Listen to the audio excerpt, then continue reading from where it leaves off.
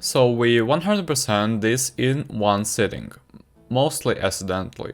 I made a guide for it. One achievement is bugged right now, but it's otherwise finished, and now I've slept on it. I like this game, and I think that more than anything else, this is a case of a game that happened to fit into a niche, with a revenue's appetite for something half decent, from a team that is very much new to all of this. With that in mind, keep expectations in check. This is not the best tower management sim ever. The individual elements are actually all a bit lacking, but it does a lot of things decently. The cooking and brewing plus service aspect of the game is competent. It's not amazing, it's not awful, but it's competent. I think that the game is opened fairly strong, and we felt like it was going to scale up to a ridiculous degree, but it's never quite got there. There was a relatively alright upgrade path for what you can make and how you go about serving, but some things never had options. You can upgrade at more of 20 spots, you have to stock up on drinks and meals being ready to serve. The chests eventually upgraded to a large chest, and by the end of the game we were running out of space to put them.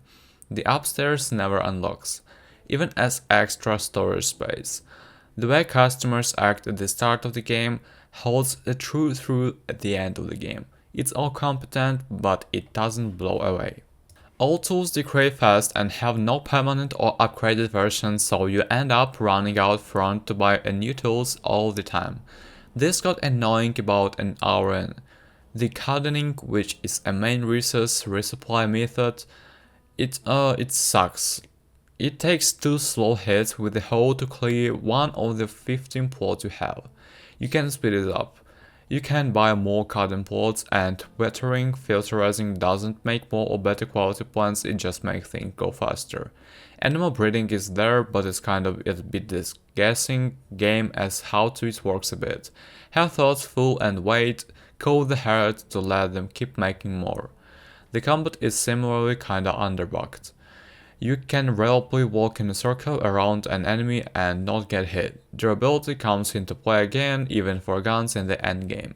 You can repair things eventually with a rare alchemy brewing item that you only get towards the very end of the game. The opportunity for a sharpening stone or something and a minigame for that is a big mess here. The final boss shows a glimpse of a gun, but that is only the real challenge we found, and even then, we have brought a whole party of 4, even with health scaled up we clapped it and the game was over. You can keep playing, but that's where the credits are. The quests are where people claimed AI was used, I don't think it was. I used to be a brother that would pass along short stories and the like for a few lead journals, and I got pretty wise to AI use. This reads less like AI and more like an amateur writer first big attempt at writing fiction to be read by a bunch of gamers. The voice acting also doesn't sound like AI at all. I don't know where the few reviewers could claim that got that. It might sound weird because the dialogue is iffy, but it's definitely a decent VA. You might be wondering why so much of this has been negative so far. If this review is a thumbs up, and that's because we still had fun. This game is very obvious points it could improve. Add the shift click to inventory swapping, make gardening suck less, add plots to be bought and expand the tavern beyond the few times it opens already, and more permanent, or really expensive permanent tools. But all that being said, yeah, we still had a lot of fun. The base here is solid, and while some of the design choices are questionable at times, I think this is a really solid first outing for this group as a team that can easily be a few bigger patches away from being something fantastic. Also, I hope that the creator potions achievement bug gets fixed. I want my 100%. Thanks for watching. I have a guide for the 100% of my profile if you're interested in my first guide, and I review all kinds of indies on this Steam curator page. If you're into it, I'd appreciate a follow on my YouTube channel and press a like button on this video.